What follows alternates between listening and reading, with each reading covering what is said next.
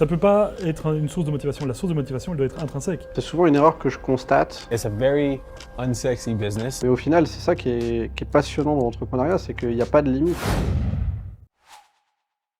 Votre objectif, c'est de devenir une licorne sans lever de fonds? Exactement, en fait, on aimerait bien, chez Eskimo, devenir la première licorne 100% autofinancée. Nous, on a une culture, on est un petit peu à l'inverse de la Startup Nation, on voit notre boîte sur 10, 20 ans, quand aujourd'hui les jeunes veulent créer des licornes en 3, 4, 5 ans, c'est quelque chose qui les excite. Ah, c'est probablement un faux problème en fait. Est-ce qu'il faut lever, pas lever? Est-ce qu'il faut faire une licorne en X années ou Y années? Ce qui compte, c'est de faire quelque chose qu'on a envie. C'est comme un sprinter aux 100 mètres ou un marathonien 40 km. C'est deux disciplines différentes, les deux font une course, mais simplement pas la même, en fonction de ses appétences, ses envies.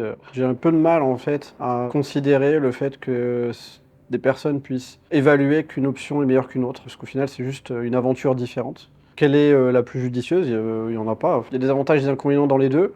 Moi personnellement, je suis plutôt fan de la prise de risque et de faire de la vitesse. Je m'orienterai plus à faire de la levée de fonds. Mais c'est parce que c'est en adéquation avec ma philosophie, mon état d'esprit de compétiteur, le fait de toujours me dépasser et être à la recherche justement des challenges et des difficultés. Et quelqu'un qui est plutôt posé avec un risque modéré aura plus intérêt justement à faire de l'autofinancement parce qu'il y a plus de probabilités que ça lui corresponde mieux. La décision stratégique dépend de la personnalité des fondateurs de la boîte, quoi, tout simplement. Il y a tellement de choses à dire là-dessus. Personnellement, ma première expérience entrepreneuriale, je l'ai démarrée avec une levée de fonds en pré-seed. On avait levé 600 000 €. Étant donné qu'on avait besoin de capitaux pour se lancer, ça nécessitait ces ressources-là. Et que sans ça, il aurait fallu faire un projet différent, en fait. Tous les projets dans l'obligation d'avoir des fonds, je pense aussi sur le fait de créer des applications tech, si les fondateurs de la société sont dépendants de salariés ou de prendre des prestataires tech, ils vont être obligés de les payer et s'ils n'ont pas de fonds initiaux, il va falloir qu'ils trouvent des solutions. On est passé de 2000 € d'investis à plus de 20 millions d'euros de chiffre d'affaires. Ça fait plus de fois 120 en multiples. Ouais. Aujourd'hui, pour arriver à 1 milliard de valorisation, il faudrait qu'on atteigne à peu près 150 millions d'euros de chiffre d'affaires. Ce qui fait que ça nous demanderait de faire x7. Alors là, il est clairement dans les vanity metrics parce qu'effectivement, peut-être qu'il est parti de 2000 € pour monter sa boîte, mais s'il avait eu besoin d'autres capitaux, même en fonds propres, il aurait probablement fait. Donc là, c'est un petit peu dans l'idée d'embellir la situation, et on le fait tous, donc pourquoi pas, mais c'est vrai que ça n'a pas vraiment de sens de dire qu'il a fait x120 et que maintenant il faut qu'il fasse x7.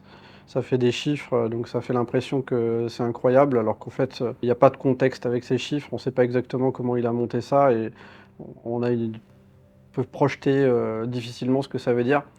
Souvent sur les sites de fonds d'investissement, c'est pareil. Il y a ce fameux jeu où ils vont mettre on a levé 120 millions, ou même d'ailleurs c'est souvent plus que 120 millions, hein, ça c'est des petits fonds, mais on a levé des milliards sur la totalité des startups qu'on accompagne. Alors qu'au final, oui, ça fait un gros chiffre. Qu'est-ce qu'il y a derrière ce gros chiffre, quoi? Beaucoup de startups aspirent à devenir une licorne aussi, en fait. Quels sont les 3 conseils principaux que tu peux leur donner? En fait, moi, j'ai jamais cherché à devenir une licorne. C'est parce que j'ai bossé dur, qu'on a fait un très bon produit, etc., qu'on en est arrivé là. Mais ça peut pas être une source de motivation. La source de motivation, elle doit être intrinsèque.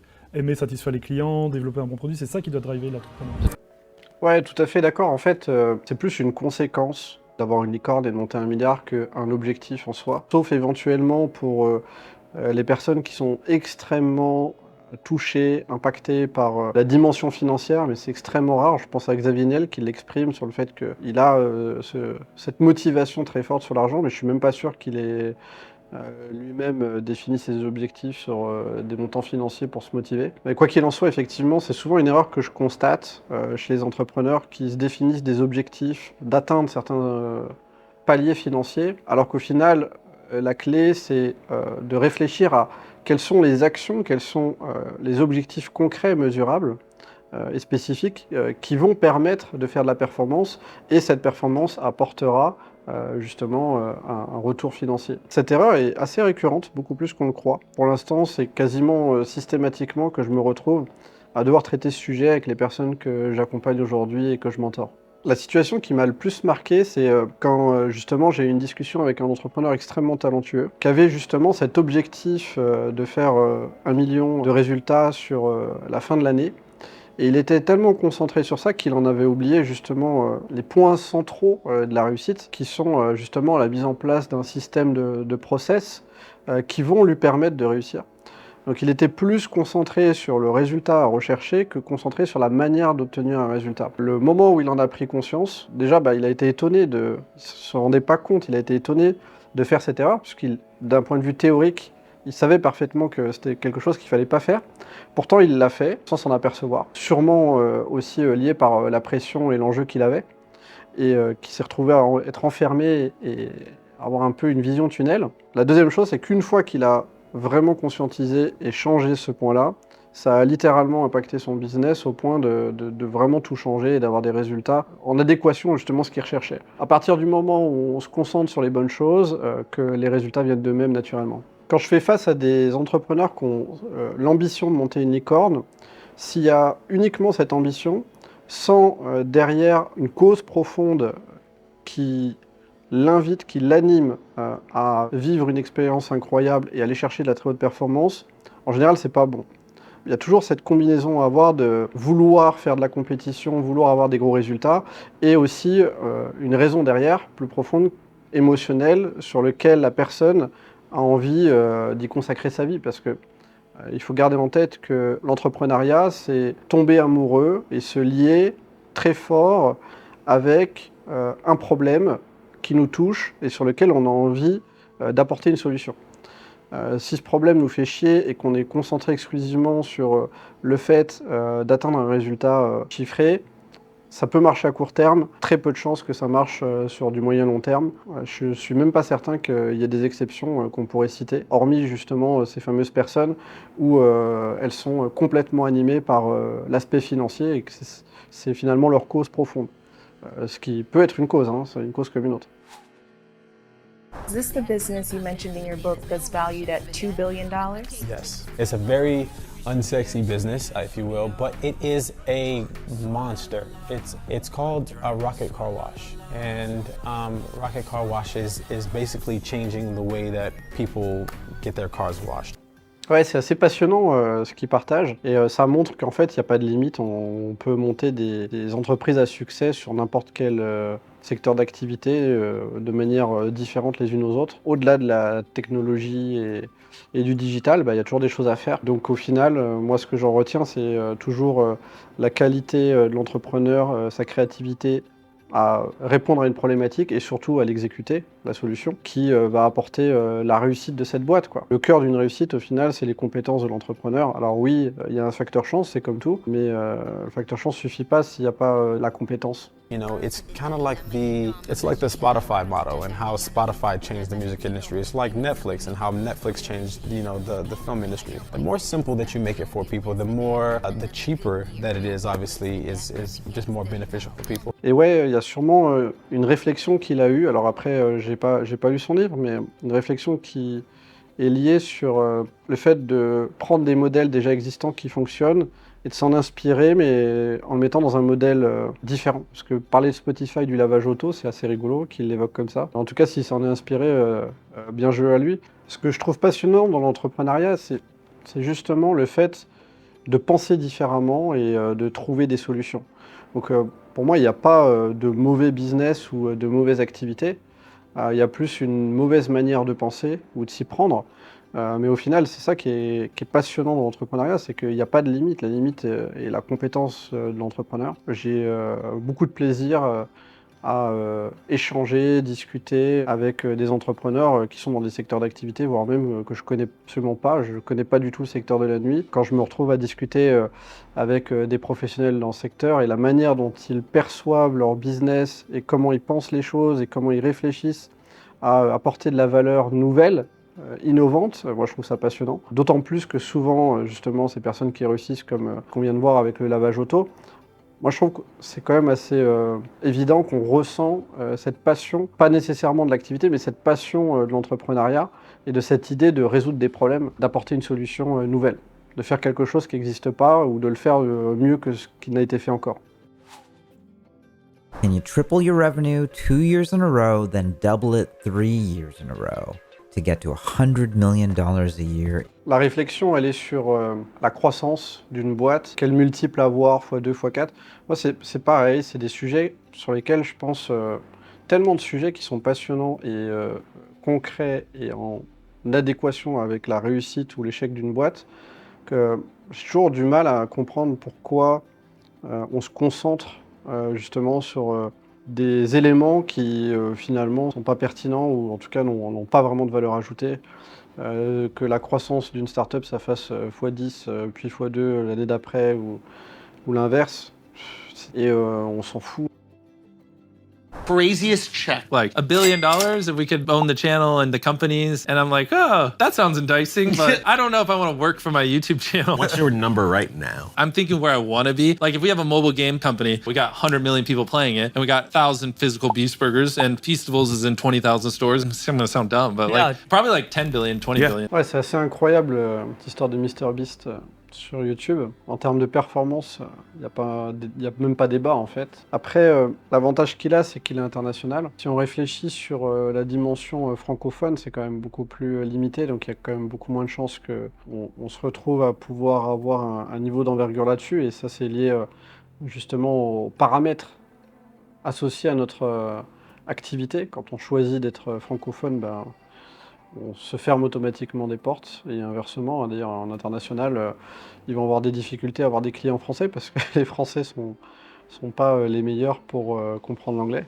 Donc ça va dans les deux sens, mais un sens est plus large qu'un autre. Moi, ce qui me marque le plus, c'est surtout sur le fait qu'il a amené un concept, MrBeast, qui sort radicalement de l'état d'esprit et de la manière de penser qu'on peut retrouver chez les youtubeurs francophones, qui se retrouvent finalement à s'inspirer de ces types de contenus-là, et c'est pas le seul, hein. Il y a vraiment ce côté inspirationnel de l'Europe qui va chercher à se projeter avec ce que fait les États-Unis, et pas beaucoup moins l'inverse. Alors ça arrive hein, de temps en temps, mais c'est beaucoup plus rare.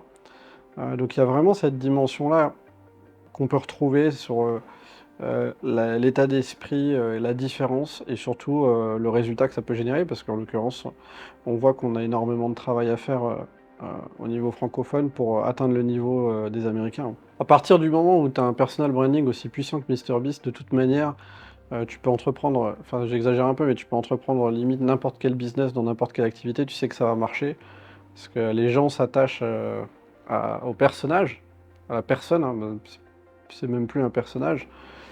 Vu qu'il partage aussi, en tout cas, sa vie intime et plus en largeur sur comment il fonctionne dans son quotidien, à travers les interviews et tous les contenus qu'il offre et qu'il met à disposition. Une fois qu'on a atteint ce niveau-là, en fait, on se retrouve dans une situation d'effet cumulé où quoi qu'on fasse, de toute façon, ça va générer des résultats positifs.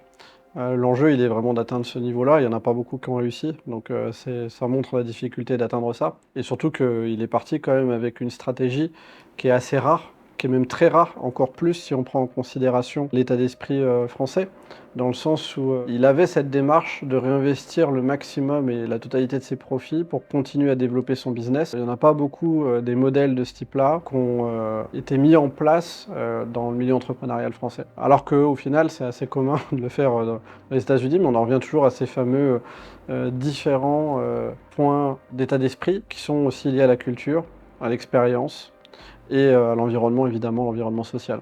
C'est également mon cas justement sur ma démarche de gestion financière. L'entièreté de mes profits est réinvestie, où je ne génère pas de profit depuis plusieurs années. Et j'ai un mode de vie, un rythme de vie qui est identique, malgré le fait que mes résultats continuent de grossir et de grandir.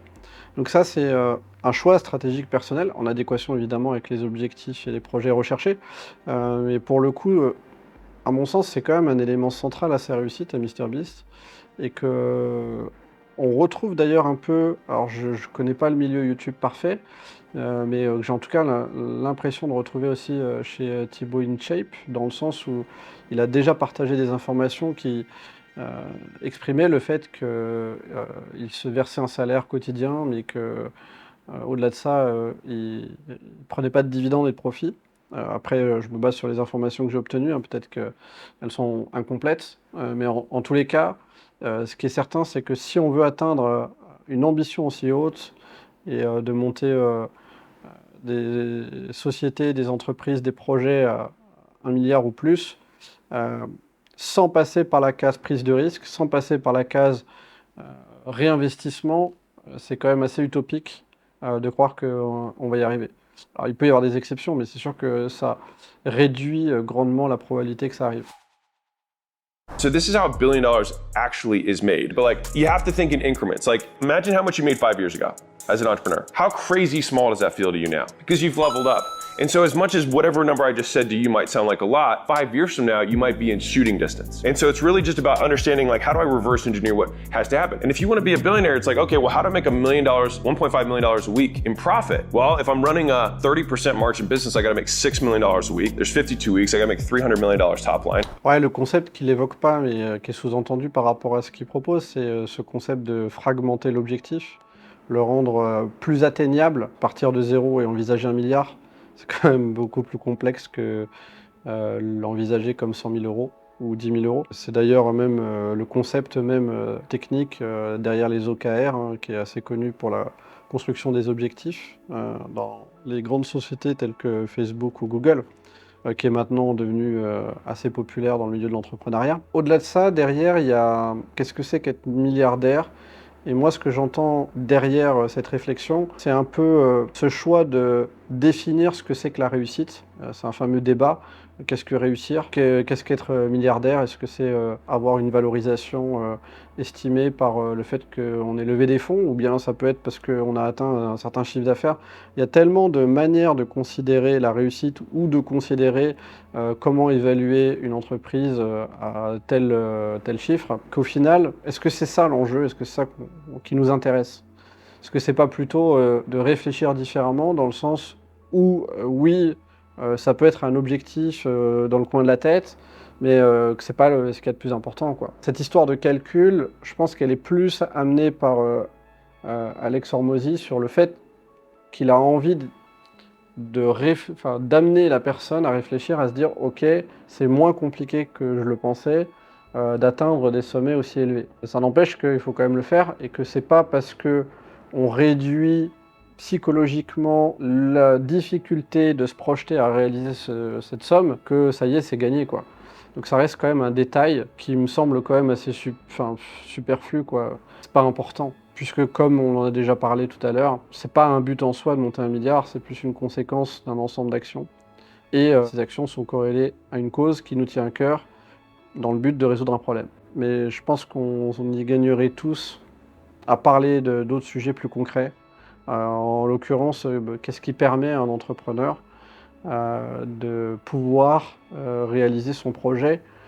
Qu'est-ce qui va le faire réussir et qu'est-ce qui pourrait l'empêcher de réussir?